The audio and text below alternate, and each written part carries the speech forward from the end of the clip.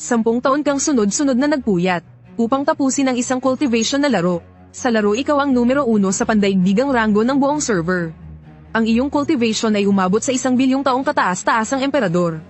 Isang nilalang na higit sa lahat ngunit walang kapantay sa itaas. Lahat ng uri ng Diyos na sandata at kagamitan ay nasa iyo. Ngunit ang lahat ng ito ay laro lamang sa huli. Sa sandaling ito may lumabas na abiso sa laro. May 10 minuto pa bago magsara ang server. Pakisamahan ang huling sandali, matatapos na ba talaga ang larong nilaro mo ng 10 taon? Sa loob ng 10 taon nakita mong isa-isang hindi na nag-online ang mga kaibigan. Ngayon ikaw na lang ang natitirang naglalaro. Tinitingnan mo ang walang laman na game screen. Sumalubong ang matinding kalungkutan. Mabilis na dumating ang huling 1 minuto.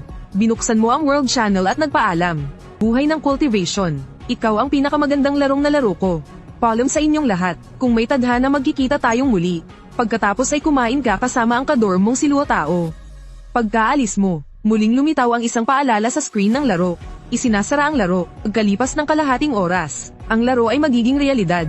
Pagkatapos kumain bumalik kayo ni Luo Tao sa dormitoryo. Bigla ninyong narinig ang malakas na kulog sa labas. Putang ina, katapusan na ba ng mundo? Ngunit sa sandaling iyon, isang tinig ang tumunog sa iyong isipan. Ang larong Waksha Cultivation Life ay magmamaterialisa matapos ang 60 segundo. Takot na tumingin si Luo Tao sa paligid. Narinig mo rin ba iyon? Nagulat kang tumingin kay Luo Tao. Narinig ko rin. Anong uri ng larong nagiging realidad ang Cultivation Life? Anong klaseng laro ito?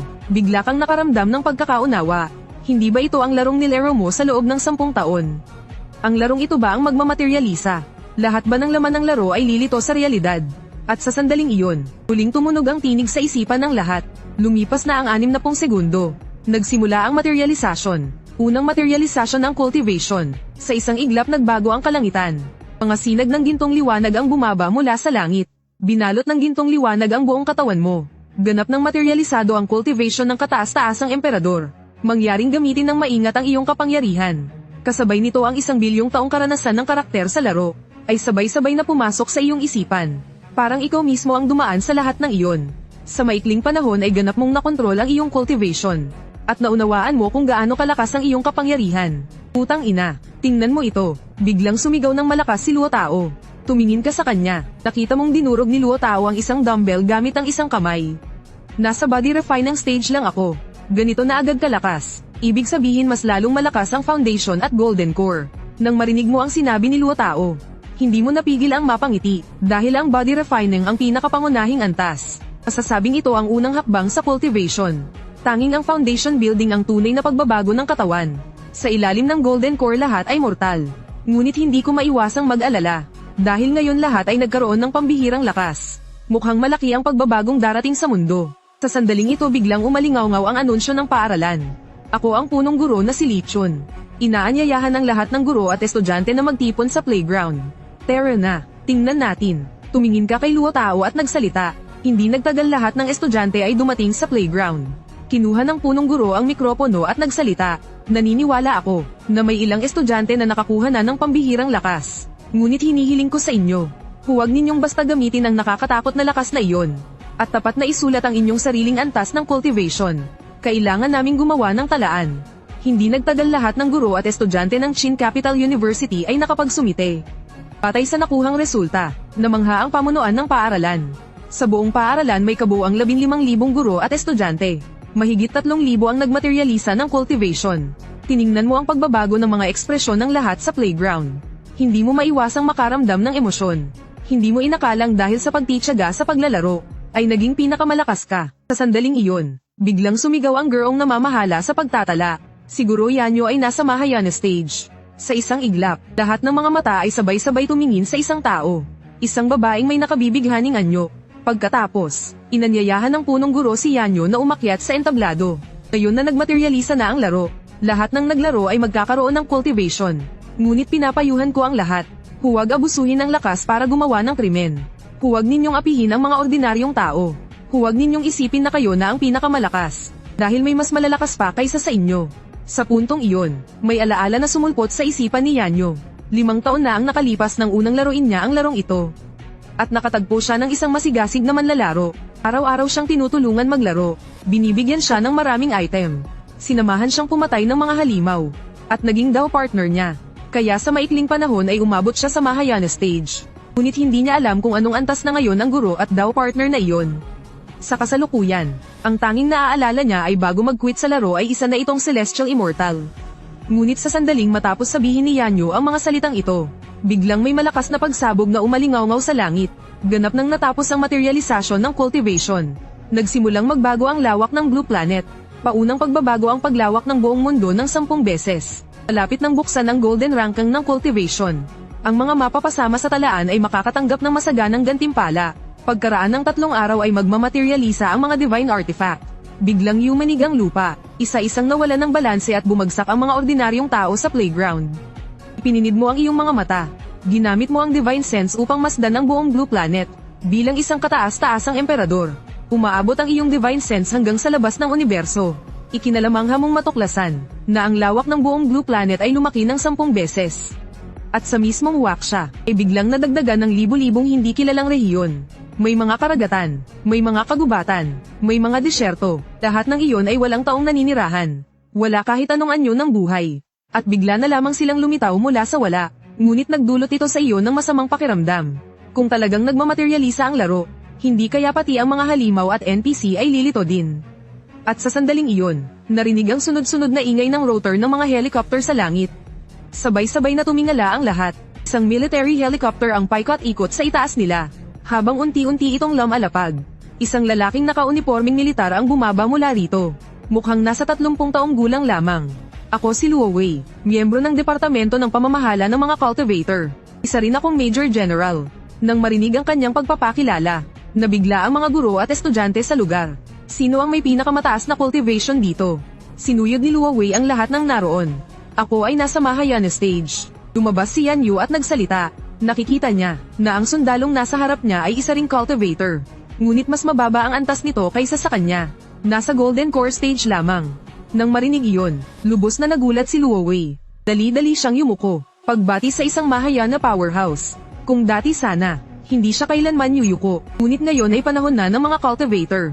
Ang isang Mahayana cultivator ay kayang pumatay sa kanya gamit ang isang daliri. Huwag kang ganyan, pare-pareho tayong mga taga-waksya.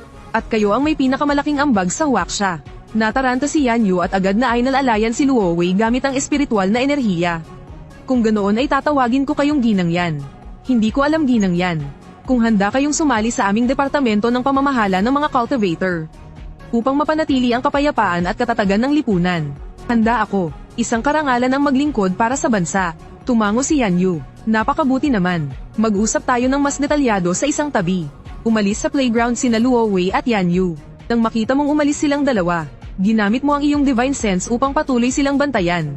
Naririnig mo pa ang kanilang pag-uusap. Ginang yan. Plano naming magtatag ng mga cultivation class sa bawat paaralan. At magtalaga ng mga cultivator bilang mga guro. Ikaw ay guro mismo sa Qin Capital University. Hindi ko alam kung handa kang maging homeroom teacher. Pwede. Hindi tumanggi si Yanyu. Iuulat ko ng tapat ang iyong kalagayan. Dahil ikaw ay nasa Mahayana stage. Dapat ay mas marami kang nalalaman tungkol sa laro. Paikli lang ang oras na nilero ko ito. Ngunit may sapat akong kaalaman. Ang mga sekta sa larong ito ay pawang mga NPC sect. Kung sila ay magmamaterialisa, posibleng magpakita rin ang mga NPC at ang kanilang mga sekta. Ang pinakamalakas sa kanila ay ang Qindian sect. Ang sect master nito ay isang Daluo Golden Immortal. Kahit ang mga elder nito ay mga Mystic Immortal o Earth Immortal. Nakita kay Luo Wei ang gulat sa kanyang mukha. Kaya niyang maisip, kung sakaling bumaba sa Blue Planet ang mga NPC na ito. Napakalaking dagok nito para sa Blue Planet.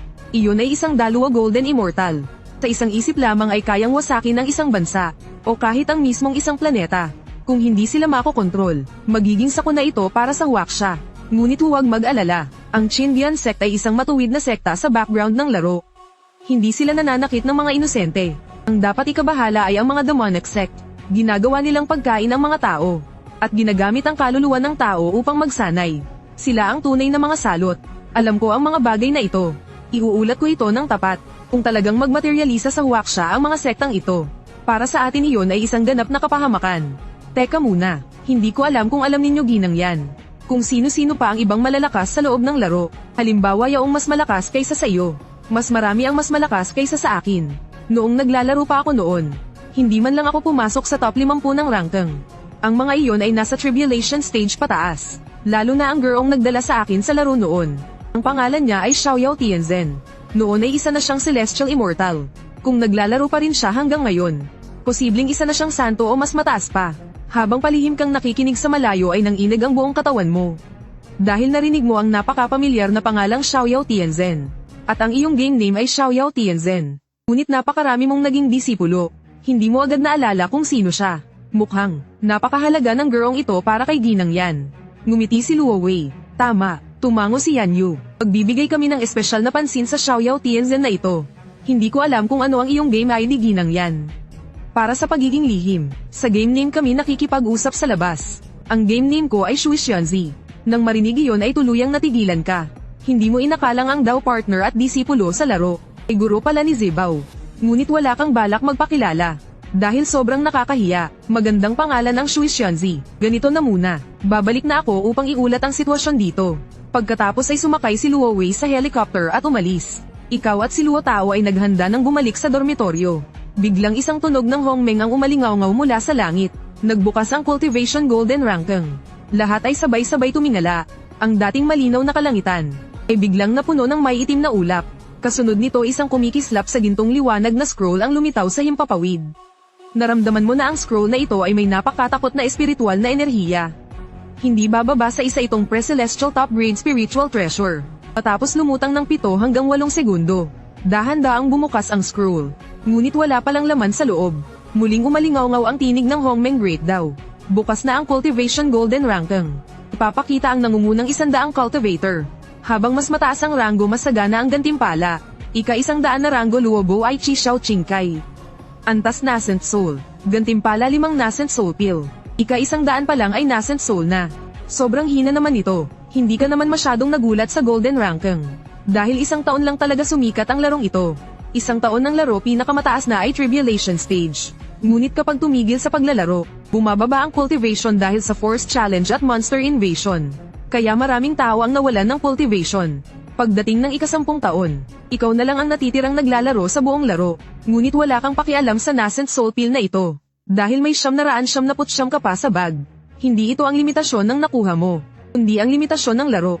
Pagkalipas ng 2.5 oras, umabot na sa ika-6 na ranggo ang golden rangkeng.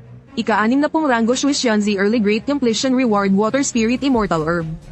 Kasabay ng paglalantad ng rangkeng, lahat ay labis na nagulat. Ika-6 na ranggo pa lang ay Great Completion Stage na. Sobra na itong nakakagulat, nang makita ni Yan Yu na ika-6 na lang siya. Medyo nagulat din siya. Ang mas mataas pa rito ay malamang Tribulation Stage na. At hindi pa nagtatagal matapos ilabas ang rangkeng. Nakakuha agad ng tawag si Yan Yu. Bagamat hindi tama ang makinig sa tawag ng iba, ngunit ginamit mo pa rin ang Divine Sense upang makinig. Si Luo Wei ang tumawag kay Yan Yu. Inimbitahan siyang pumunta sa sangay ng Dragon Division sa Qin Capital upang makipagkita sa mga pinuno, at may mahalagang bagay na nais sabihin sa kanya. Pagkatapos ay umalis si Yan Yu sa playground. At ang iyong Divine Sense ay patuloy na nakatuon sa kanya, dahil nais mong malaman kung ano talaga ang Dragon Division. Dumating si Yan Yu sa isang lihim na base sa kabundukan. Dinala siya ni Luo Wei sa isang silid pulungan. May 7 o 8 taong nakasuot ng unipormeng militar na naghihintay na. Lumabas na ang nais nila. Nagawing Deputy Director ng Qin Capital Branch ng Cultivator Management Department si Yan Yu. Hindi tumanggi si Yan Yu. Bilang isang taga-waksha, naniniwala siyang dahil mayroon na siyang ganitong lakas, dapat din niyang pasanin ang isang responsibilidad. Grabe, isang tribulation level na big shot. Binawi mo ang iyong Divine Sense.